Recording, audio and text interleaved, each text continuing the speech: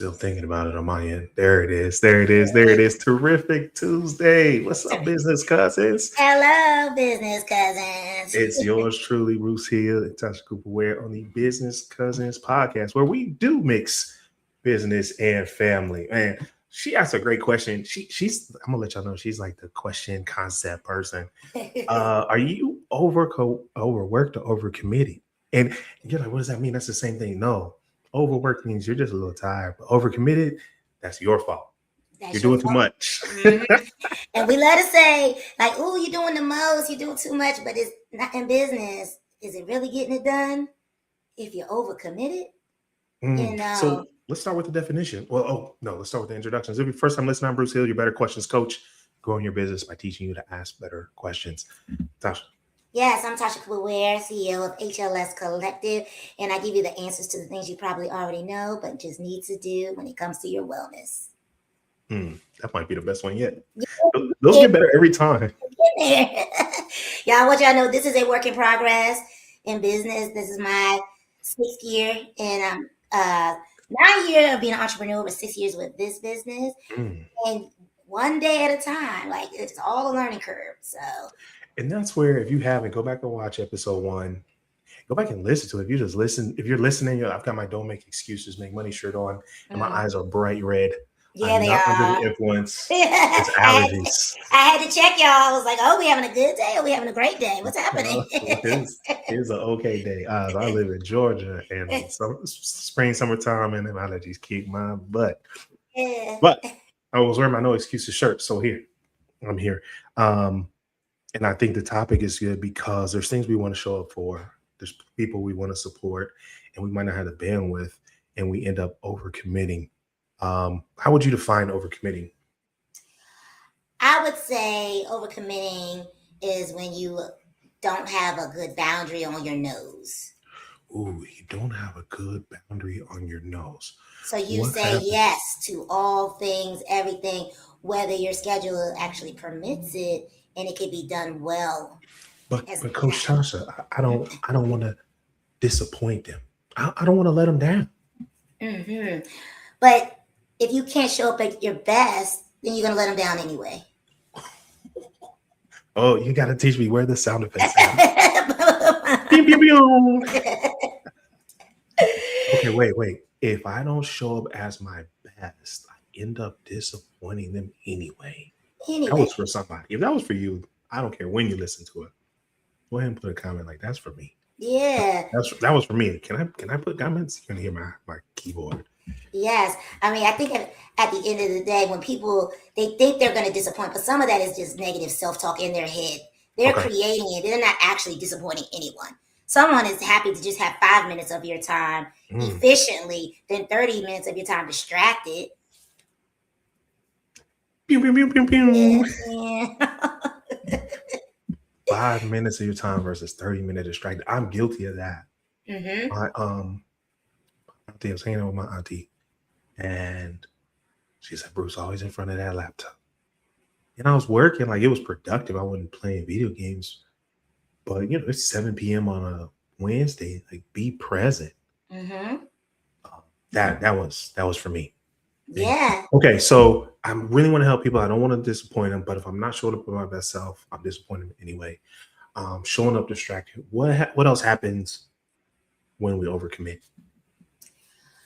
Things fall through the wayside. You start forgetting appointments. You start double booking. You're showing up exhausted and foggy minded. You didn't get to eat. You didn't do your stretches. You didn't drink your water. You didn't do any of the self-care stuff because you've overcommitted to someone else's things, as opposed to putting yourself in your alignment and making sure that you're leading the way. You're not just being tugged along. So how do we, actually, I'm going to ask you, how do we avoid overcommitting? But let's go back. Why is this important in business and our personal life? It is very important to learn this, and I've done it. I read the Year Yes by Shonda Rhimes, and I was yes this, yes, and I'm like, wait a minute, I am on my laptop until 11:30. That's too late. I have a whole husband that I would like to just kick it and watch a TV show with. I need to close it and be present.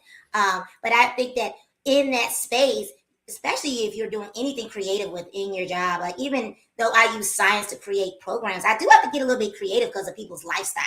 So you need some space to breathe. But if you're overcommitted, you can't get to that creative thought process when it's time to grow and it's time to scale. That's it. That's it right there. It's not about doing too much. I think that looks different for everyone. So don't let someone playing smaller than you tell you you're too big. Okay. Mm-hmm. What we forget is rest is part of the success strategy. Mm-hmm. Shout out to one of my favorite mentees. She says rest is a requirement, not a reward. Exactly. And so when you're overcommitting, when you should be resting, that's number one. If you're taking notes, that's number one. Have I rested today, this week? Mm-hmm. You can show up 100%. Okay. Yep. What else should we look out for that might be a orange flag, a yellow flag? Is that what they're called? Yeah. This might be overcommitting. When busy can feel productive, but it's not always effective. So if you are one of those people that are like, I'm busy, everybody's busy. Everybody's trying to accomplish anything. They're kind of on the busy side. So how are you managing that? You know what? I don't know if I can get this up here. I've got a whiteboard here. Okay, whiteboard. Got some of my daily tasks on here. Okay. My handwriting, it fell while I was writing. Put it back up. We need a whiteboard. We need a whiteboard sponsor. Ooh. If you produce office supplies, let us know. We're just going up. Yeah, and that's where I would be so busy and get nothing done. And so one of my techniques is writing it down. So that's number two. Number one, ask yourself, did you rest? Number two, we'll turn this into a masterclass. Write it down. Write it down. You can look at it and be like, yeah, these days you can create it in the chats and the clouds of the world. You can brain dump it on a Sunday to all the things you need to get done from Sunday to Sunday and let it give you a game plan of how to knock it all out on what day. Then you can import it into a Notion board. But now we're going real far. But yeah, but let's talk about it. All right, this Business Cousins podcast. Right? We want to put together your life and your business. I don't believe they're separate. They also shouldn't get in the way of the other. That's another conversation. So me, I like physical media. You knocking it out with ChatGPT, Claude, and you told me something else I hadn't heard of. Notion. I like Notion. I've heard of that one. There was something else we were talking last week. It'll come. Doesn't matter. Yes. There's lots of tools. How do I figure out which one's best for me? So I was a pen and pad person for up until about I say December, when it was time to get a new one. And I said, okay, I feel I've used this. There's got to be a better way, because now things started to become compartmentalized, where I have some on paper. I got some in my Google Drive. I got agenda coming from you over here. It needed to all live in one place, especially when I want to offboard it, because I want to take a couple of days off. You have to. Hold on, wait. You take days off? I do. What does that mean? Like, you guys be getting paid? Yes, I like a schedule. I have a work schedule just like any other person who works for their PTO. I have a schedule set every week. And so when I create my to-do list, sometimes it does, when I feel overwhelmed, I have to just drop it all and say, hey, give me a game plan. What needs to be done between Monday and this day? Here were some what do you call it? Dates that have to be done. And then let it do it for me. And then I check the boxes. And I don't do that every week, but it is a good way to get off of the paper. And then I always have it, because you always have your phone. But you could be in the street doing things and you won't have your paper. Especially for the men, you don't carry a purse. Like even my women, they get, like some do. Some people cover my man bag, but I have a little pocket-sized one. I don't know where I put it. Do you carry it every day? Yeah. If it's in my pocket, it's my on the go. But now that you mention it, at the end of the day, it's supposed to. It don't always happen. I'll go through there and I'll put it into the digital copy that lives in my tasks. So that's one step you can alleviate if you're already using technology all day anyway. You may as well keep it in the palm of your hand and save yourself that. It's all about getting back an hour a week. Like, where can you find the little things that can give you back some time? Because when you're an entrepreneur, you're doing all of the things. You have to always find tools to help you get back your time.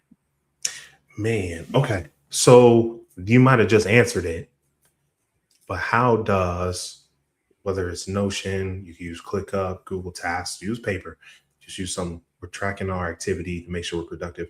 How does that help us? How does that stop us from overcommitting? Live by the calendar. If it's not on there and it's not scheduled, the calendar tells you the truth. It really does. But what if I'm adding things to the calendar? I keep putting things on the calendar.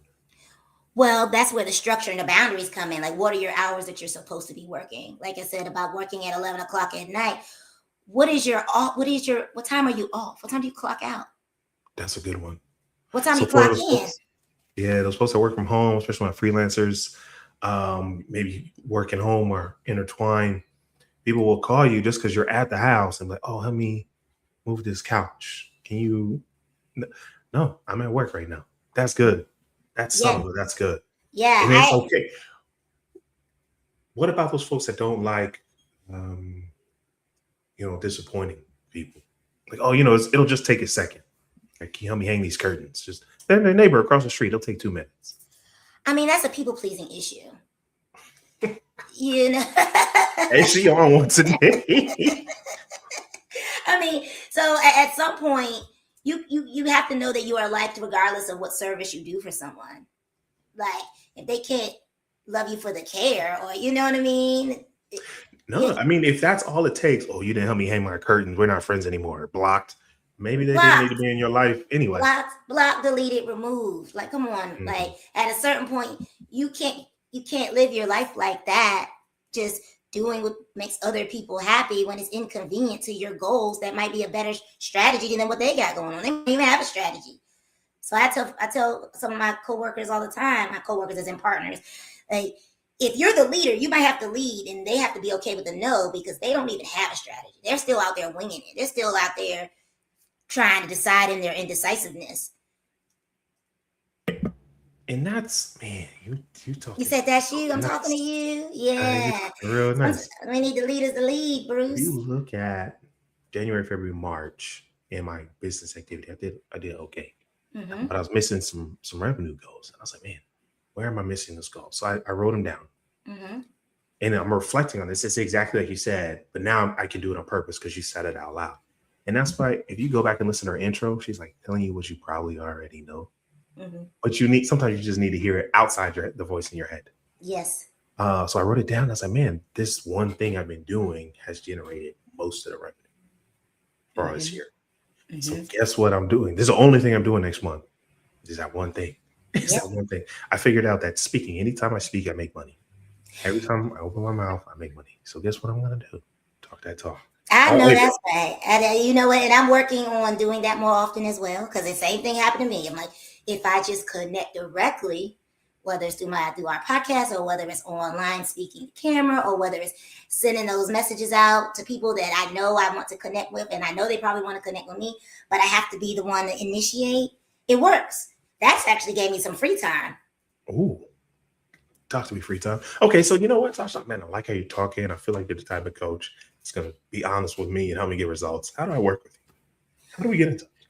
Oh, yes, easy. You can go to hlsfit.com and you can book a free consultation for 30 minutes, and we can talk business. We can talk wellness. We can talk nutrition.